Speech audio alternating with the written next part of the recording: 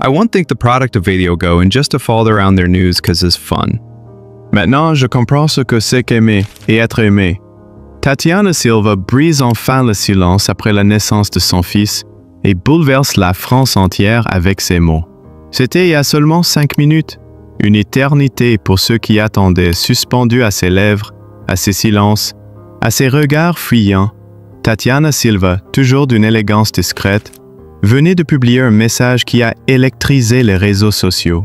Une déclaration intime, brûlante d'authenticité, une confession que personne n'avait osé espérer. Maintenant, je comprends ce que c'est qu'aimer et être aimé. Nous sommes une famille. Et le monde s'est arrêté de tourner. Depuis des mois, les rumeurs enflammaient les tabloïds. Les spéculations sur sa maternité, son compagnon resté dans l'ombre, cette nouvelle vie qu'elle protégeait avec une détermination féroce. On avait tout imaginé. On avait tout inventé, mais jamais personne n'aurait pu deviner la vérité. Car Tatiana, cette femme de lumière, celle qui a traversé tant d'épreuves avec une grâce presque surnaturelle, venait de révéler bien plus qu'un simple statut amoureux. Elle venait d'offrir un morceau de son âme. Il y a quelques semaines à peine, elle apparaissait sur le plateau d'un talk show, souriante mais insondable. Son ventre légèrement arrondi avait échappé à l'attention générale, une prouesse à l'ère de l'hypermédiatisation. Pourtant, dans le plus grand secret, Tatiana avait donné naissance à son premier enfant, un petit garçon, un miracle silencieux. Pourquoi ce silence? Pourquoi tant de mystère? Parce qu'elle voulait protéger cet amour naissant. Parce qu'elle savait que la moindre fuite, le moindre mot mal interprété pourrait tout briser. Tatiana Silva n'est pas une célébrité comme les autres. Elle est de celles qui transforment la discrétion en art. De celles qui préfèrent le murmure à la tempête. Mais quand elle parle, le monde écoute. Et aujourd'hui, elle a parlé. Aimer et être aimé. Ces mots simples, mais lourds de sens, ont touché en plein cœur des millions de femmes, de mères, d'amoureuses. Car dans cette phrase, il y a tout. La douleur passée, les blessures du cœur, les illusions brisées, mais aussi la rédemption, la renaissance, la paix retrouvée. Tatiana n'a jamais cherché la pitié ni la compassion. Elle s'est reconstruite seule avec dignité. Et aujourd'hui, elle dit au monde, « Je suis heureuse, enfin ». Qui est cet homme qui partage désormais sa vie? Le mystère demeure. Elle ne l'a pas nommé, ne l'a pas montré. Mais à travers ses mots, on comprend. Il est là, solide, présent, aimant. Il l'a regardée accoucher, l'a soutenue dans les nuits blanches, l'a embrassée quand elle doutait. Ce n'est pas un prince charmant, non, c'est mieux que ça. C'est un homme qui l'aime pour ce qu'elle est, dans sa vérité la plus brute. Météo devenue animatrice respectée. C'est une survivante. Une femme qui a grandi dans l'ombre d'un deuil, la perte de sa mère à l'adolescence, et qui a appris à transformer la douleur en force. Chaque sourire qu'elle offre à la caméra est une victoire silencieuse sur ses blessures. Chaque silence qu'elle impose est une affirmation de sa liberté. Elle ne s'est jamais vendue, jamais compromise, toujours intègre, toujours libre. Aujourd'hui, ce qu'elle offre au monde est bien plus précieux que n'importe quelle interview ou apparition publique. Elle partage une émotion brute, une vérité nue. Elle tend la main à toutes celles qui n'osent plus croire qu'on peut tout recommencer, qu'on peut tout reconstruire, même après des années de solitude. Elle prouve que le bonheur ne s'annonce pas toujours avec fracas, mais qu'il s'installe parfois à pas feutrés, dans un regard d'enfant, dans une main serrée à 3 heures du matin, dans un souffle partagé. Ce qu'elle dit, ce n'est pas simplement « je suis amoureuse ». Ce qu'elle dit, c'est « je suis enfin complète ».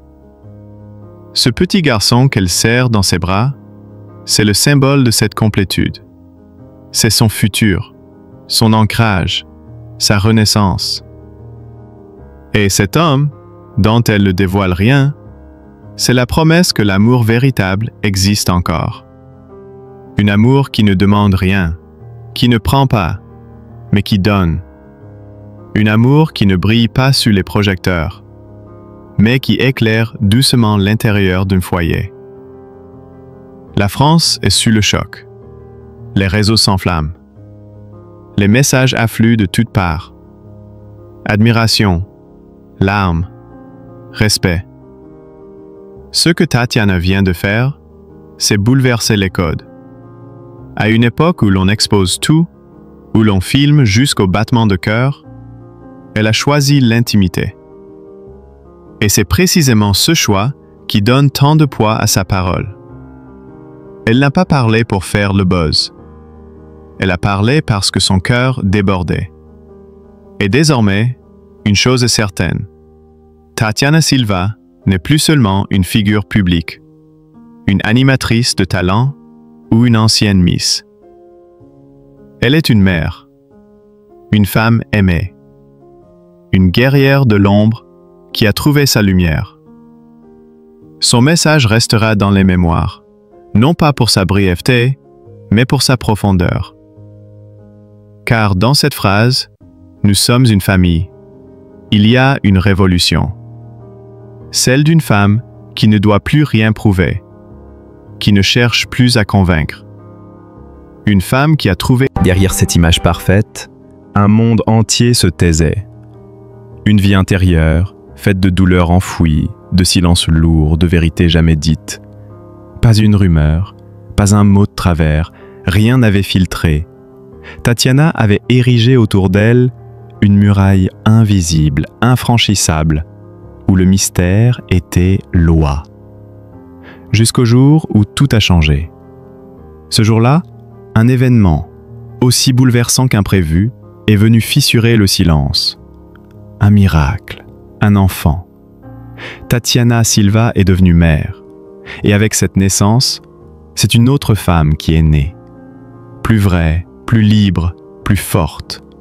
Aujourd'hui, pour la première fois, elle parle, elle ose, elle raconte. Son passé, ses failles, ses blessures. Et cet amour interdit qui a tout bouleversé. Pendant des années, les spéculations allaient bon train. Qui partageait la vie de la belle Tatiana? Un chanteur discret? Un homme d'affaires influent? Un politicien? Ou peut-être un homme de l'ombre à l'abri des flashs? Chaque apparition publique déclenchait les mêmes regards curieux, cherchant un indice, un anneau, un frisson dans son regard. Mais elle, impassible, silencieuse, inébranlable. Ce n'était pas du calcul, c'était un refuge, un moyen de protéger une vérité trop fragile pour affronter le monde. Car avant la maternité, avant le bonheur, il y a eu la douleur. Une douleur d'aimer dans l'ombre, d'aimer ce qu'on n'a pas le droit d'aimer. J'ai aimé dans l'ombre, parce que c'était le seul endroit où mon cœur pouvait battre sans être jugé, confie-t-elle, la voix à peine audible, dans un entretien bouleversant. L'homme qu'elle a aimé n'était pas libre. Il était plus âgé, charismatique, et marié, père de famille. Leur relation n'avait rien d'un jeu. C'était une passion brûlante, urgente, dévorante. Ils se voyaient en secret, dans des hôtels discrets, lors de balades anonymes. Ils s'écrivaient des lettres que Tatiana garde encore aujourd'hui, rangées dans une petite boîte en bois comme des fragments d'un amour interdit. Pendant 2 ans, ils ont vécu cette histoire impossible. Jusqu'au jour où tout s'est effondré. Il est parti, brutalement, sans explication, sans adieu. Quelques semaines plus tard, Tatiana découvre qu'elle est enceinte. Un test, un trait bleu, et le monde s'écroule à nouveau. Seule, abandonnée, effrayée. Et pourtant, dans ce vertige, une certitude. Cette vie en elle méritait d'exister. Elle accouche à Bruxelles, seule, par choix. Pas de famille, pas de fleurs, pas de photographe. Ce moment est... Mais dans chacun de ses gestes, de ses regards, il est là. L'amour absolu. L'amour qui guérit. Et puis, contre toute attente, il est revenu, le père. Il avait vu des photos dans la presse. Il a compris. Il est venu.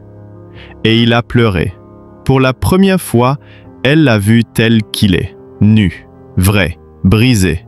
Dans un parc, un jour de pluie, il lui a dit qu'il regrettait, qu'il voulait être là, connaître son fils, ne plus fuir. Mais Tatiana n'a pas cédé, pas tout de suite. Il m'a brisé une fois, je ne voulais pas qu'il brise aussi notre enfant. Il lui a fallu du temps, des semaines, pour réfléchir, écouter son cœur, faire face au pardon. Puis un jour, doucement, elle a ouvert la porte, non pas à l'amant du passé, mais au père. Aujourd'hui, ils ne sont pas un couple, mais ils sont une famille nouvelle, imparfaite, instable peut-être, mais sincère. Il n'est pas l'homme que j'aurais choisi, mais il est celui que la vie m'a donné. Et grâce à lui, j'ai reçu le plus beau des cadeaux, mon fils. Ils apprennent à se parler, à se respecter, à aimer autrement. L'amour n'est plus flamboyant, il est profond, caché dans les silences, présent dans les gestes simples. Il n'a plus besoin de brûler pour exister. Tatiana Silva, la lumière née du silence. Il y a des femmes que l'on remarque immédiatement par leur éclat, leur voix, leur présence. Et puis, il y a celles qui brillent autrement, silencieusement, intensément. Tatiana Silva appartient à cette deuxième catégorie. À 39 ans, elle n'est plus simplement une animatrice de télévision. Elle est devenue un symbole, une force tranquille, une survivante invisible aux yeux de ceux qui ne regardent que la surface. Longtemps, elle a souri aux caméras sans jamais trop en dire.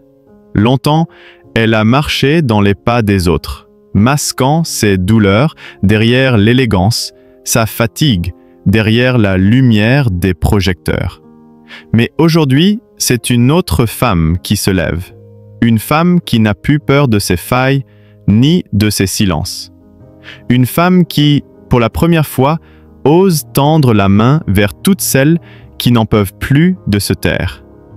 Dans un geste aussi bouleversant qu'inattendu, Tatiana a révélé avoir écrit une lettre à son fils. Une lettre qu'il ne lira que le jour de ses 18 ans. 18 années d'attente pour comprendre, pour savoir, pour sentir que... Il faut du courage pour écrire quand on a le cœur brisé. Il en faut encore plus pour ne pas tout brûler après, pour laisser cette trace, comme un phare dans la nuit, comme un serment silencieux. Tu n'es pas seul, tu ne l'as jamais été. Mais avant d'en arriver là, il y a eu l'ombre. Des nuits blanches, des cris d'enfants auxquels personne ne répondait sauf elle. Des réveils où elle ne se reconnaissait plus dans le miroir. Je regardais mon reflet et je voyais une étrangère, murmure-t-elle. Une femme éteinte, les yeux cernés, le cœur trop plein. Ces instants-là, personne ne les montre sur Instagram. Aucun filtre ne peut embellir l'épuisement d'une mère qui vacille. Pas par manque d'amour, mais par trop plein. Trop de solitude. Trop de responsabilités sur des épaules déjà fatiguées. Elle, seule dans la pénombre, écrivait dans un carnet. Pas pour être lue, pour survivre, pour ne pas sombrer. L'écriture m'a sauvée, dit-elle simplement. Elle m'a rappelé que j'existais encore, en dehors du rôle de mère. Ce journal, personne ne le verra jamais, mais il existe, comme une preuve, une balise, un cri muet lancé dans l'obscurité. Être mère est un défi. Être mère célèbre est une autre guerre. Tatiana le savait. Chaque sortie devenait un acte de résistance. Chaque regard, un jugement. Elle a décliné les dîners, ignoré les flashs, fui les soirées mondaines. Ce n'était pas de la distance, c'était une protection. Elle voulait préserver son cocon. Elle voulait protéger cette part d'elle qu'elle aimait le plus, son fils. Et alors qu'on la disait froide, distante, presque arrogante, elle se taisait. Non pas par faiblesse, mais par force. Elle savait qu'aimer, c'était parfois savoir se taire, se retirer, protéger, sans montrer, respecter sans exhiber. Ce que les gens ne comprennent pas, c'est que le silence peut être un acte d'amour, confesse-t-elle.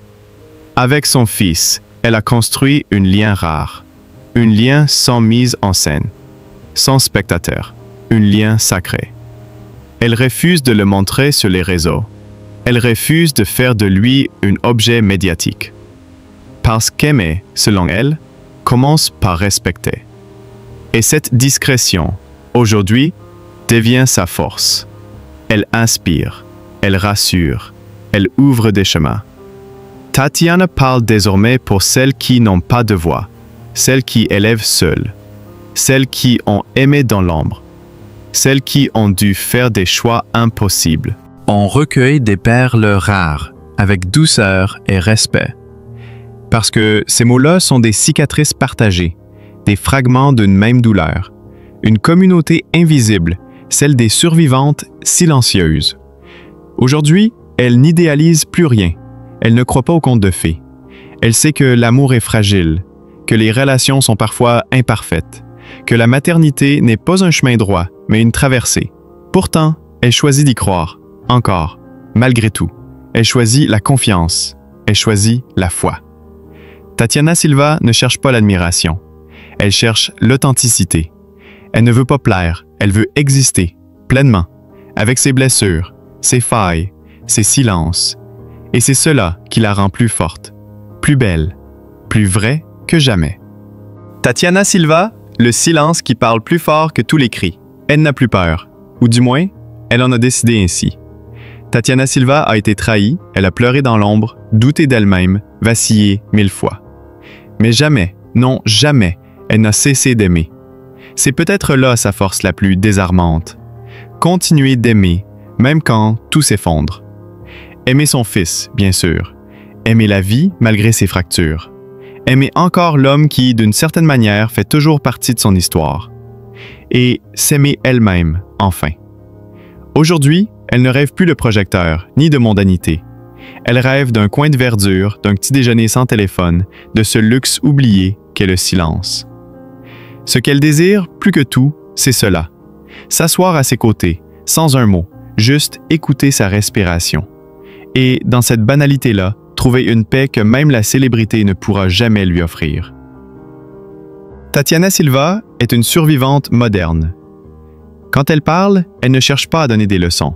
Et pourtant, dans chacune de ses confidences, elle devient le miroir d'une génération de femmes debout, fortes, meurtries, brillantes et vulnérables à la fois. Elle ne coche aucune case, elle les fait exploser. Tatiana, c'est cette féminité nouvelle, authentique, imparfaite, mais profondément humaine. Dans un monde qui célèbre l'artifice, son récit résonne comme une note sincère, un cri doux mais implacable. Celui d'une femme qui a traversé l'obscurité pour marcher aujourd'hui à visage découvert, un enfant dans les bras et un amour cabossé mais intact dans le cœur. Car au fond, Tatiana Silva, c'est cela, une lumière vacillante parfois, mais qui ne s'éteint jamais. Et puis, il y a le silence, ce silence qui hurle. Je ne pensais pas que le silence pouvait faire aussi mal, a-t-elle confié un jour. Ces mots, glissés presque en secret, disent tout. Derrière le sourire impeccable de l'animatrice, derrière l'assurance de la femme publique, chers étaient parfois plus présents par leur vide que par leur présence. Une mère souvent lointaine, un père dont le silence pesait plus lourd que 1000 mots, et un amour parental conditionnel, fragile, qui lui a laissé une cicatrice que même le temps n'a pas su effacer. Longtemps, elle a porté ce fardeau invisible, et quand est venu son tour d'être mère, cette douleur est revenue, amplifiée. Elle s'est retrouvée face à l'enfant bouleversé. Comment aimer sans transmettre ses blessures? Comment ne pas répéter ce qu'on a subi? Tatiana a dû lutter, contre elle-même, contre l'héritage du silence. L'amour qu'elle offre à son fils n'est pas un amour facile. C'est un amour conquis, arraché aux griffes du passé. C'est un serment muet qu'elle renouvelle chaque jour avec une tendresse mêlée d'une certaine terreur.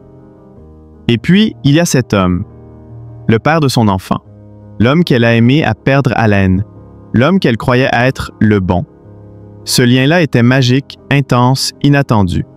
Il l'a regardé comme personne ne l'avait jamais regardé. Il l'a porté, émerveillé de l'avoir trouvé. Elle y croyait, elle s'y accrochait. Mais parfois, l'amour ne suffit pas. Après la naissance, un vide s'est installé, insidieux. Il ne l'a pas quitté en claquant la porte. Il s'est effacé, lentement, doucement, tragiquement. Il m'a regardé comme si j'étais devenue une étrangère, a-t-elle murmuré. Et cette phrase simple a le goût d'un adieu. Il n'y a pas eu de cri, juste un éloignement silencieux, cruel. Tatiana a pleuré seule, souvent la nuit, tandis que son fils dormait paisiblement dans la pièce d'à côté. C'est ce chagrin étrange, ce deuil vivant qu'elle a appris à apprivoiser, pleurer quelqu'un qui respire encore, mais qui n'est plus là. Et comme si cela ne suffisait pas, le corps, lui aussi, a commencé à flancher. Peu le savent, mais Tatiana a traversé des tempêtes intimes, des alertes médicales, des fatigues profondes qu'elle a préféré taire. Toujours digne, toujours debout. Mais il y a des jours où même le silence devient trop lourd. Et pourtant, elle continue, elle avance, elle transforme les blessures en matière vivante. Elle ne se donne pas en spectacle, elle ne cherche pas à émouvoir. Elle vit entièrement, intensément. Tatiana Silva n'est pas un personnage, elle est une vérité. Et dans une époque qui fait trop de bruit pour trop peu de sens, son histoire résonne comme une clarté nécessaire, celle d'une femme libre, debout, marquée, mais invaincue. Le silence est mon luxe. Un jour vers cette phase fitée de sa maison, son refuge. Et dans ce silence-là, elle réinvente l'amour, la maternité, la résilience, avec une grâce infinie. Le corps a fini son enfant qui l'a vidé. C'était ce vide en elle, ce trop-plein d'attente, de pression, d'injonction à être parfaite, même quand tout s'effondre à l'intérieur. Tatiana Silva, celle dont le sourire rassure, dont la voix apaise, a traversé une tempête invisible. Elle a vu son reflet changer dans le miroir, son éclat s'effacer derrière les cernes, derrière une fatigue que ni les médecins, ni les examens, ni les cachets ne parvenaient à nommer. Parce que ce n'était pas son corps qu'il fallait soigner, c'était son âme. Une âme en quête de repos. La maternité, pour Tatiana, n'a jamais été une parenthèse enchantée. C'était un passage, une traversée, un moment suspendu entre l'ombre et la lumière. Elle s'est sentie seule, perdue, invisible parfois. Mais elle a tenu bon. Pour lui. Ce petit garçon qu'elle serre contre elle chaque soir avec une tendresse qu'on dirait venue d'un autre monde. Il est ma force, mon miroir, mon guide, murmure-t-elle. C'est grâce à lui qu'elle a appris à ne plus fuir, à ne plus se taire. Et pourtant, quand elle évoque l'homme qu'elle a aimé, sa voix se voile. Pas de rancœur, pas de colère, peut-être même encore un peu d'amour. Mais surtout, une décision. Elle a dû choisir, se choisir elle ou choisir leur histoire. Elle a choisi son fils, leur présent, leur avenir. Je ne veux plus être cette femme qui attend. Je veux être celle qui avance. Une phrase simple, mais puissante. Révélatrice. Tatiana Silva fait partie de ces femmes dont la lumière envahit l'écran. Mais derrière cette lumière se cache une femme profondément humaine. Fragile, vraie. Une femme qui a décidé un jour de parler. Non pas pour se plaindre, mais pour tendre la main, pour briser un silence que tant de mères connaissent. Elle a dit la vérité, une vérité nue, belle et douloureuse. Après la naissance de son fils, ce n'est pas le bonheur absolu qu'on affiche sur les réseaux qui l'attendait. C'était un vide, une séparation silencieuse. L'homme qu'elle aimait s'est éloigné, sans fracas, mais avec une lenteur cruelle. La maternité n'a pas soudé leur couple. Elle en a révélé les fissures. Il n'était pas prêt. Ou peut-être était-il juste ailleurs, perdu lui aussi. Peu importe, le résultat fut le même. Elle s'est retrouvée seule à bord, et elle a tenu bon. Seul capitaine de leur navire. Avec grâce, avec force, avec un amour sans condition. Tatiana n'a jamais demandé qu'on la plaigne. Elle a juste voulu perdre mon calme envers un personnel, d'avoir des montées lyriques, des hauteurs de voix, de m'énerver, de perdre le contrôle de mes émotions. Et c'est parce que effectivement je garde ce contrôle-là que je peux dire à mes personnels que c'est nécessaire, que c'est obligatoire, que c'est une contrainte commune et collective. Je dirais donc c'est vraiment cette question de la modélisation et c'est le fait d'être un modèle sur cet aspect-là qui me rend légitime à poser ce contrat de communication entre les personnels.